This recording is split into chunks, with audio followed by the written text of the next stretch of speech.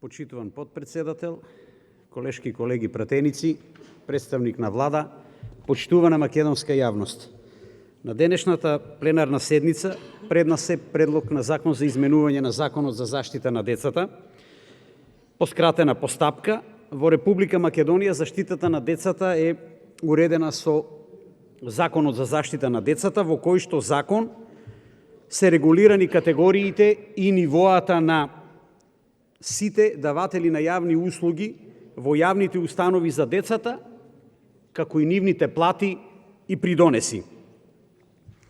Во предлог законското решение стои дека поради зголемувањето на минималната плата се јави потреба од усогласување на Законот за минимална плата на начин што нивото Д4, неговател, помошен соработник, стручен работник, приправник, кај него утврдениот бод од 192 оди на 224.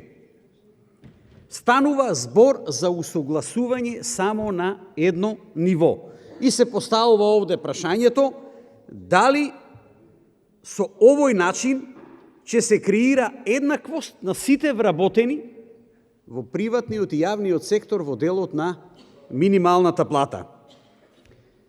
На комисија имаше обид амандмански да се интервенира од страна на ВМРО, ДПМН и коалицијата. За жал, амандманот беше одбиен. Вработените во јавните установи се групираат во групи и подгрупи согласно Законот за вработените во јавниот сектор.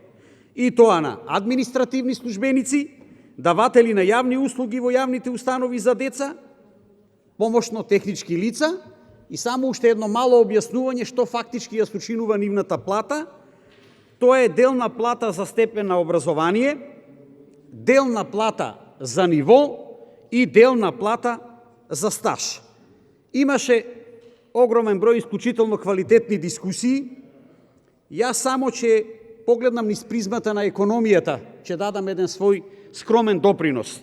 Минималната плата од 18.000 денари не смее да значи креирање на урамниловка за определен круг категории, односно нивоа на вработени. Не смее да значи креирање на урамниловка така што повеќе категории ќе фигурираат околу оваа плата од 18.000 денари. Не е тоа и не смее да биде целта на ова предлог законско решение. Тоа ќе значи губење на инспирација, желба и мотивација на работа за сите категории на вработени во овие јавни установи. Не смееме тоа да го дозволиме, повеќе категории на групи да гравитираат да земаат 18 или 19.000 денари. Мора да се направи усогласување на платите. Затоа што во основа на сите системи во светот, градинките имаат основно есенцијално место.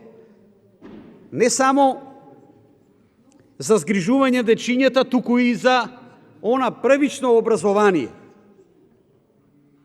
Овде беше кажано многу пати ребаланс на буџетот. 900 милиона евра е во подготовка ребаланс на буџетот.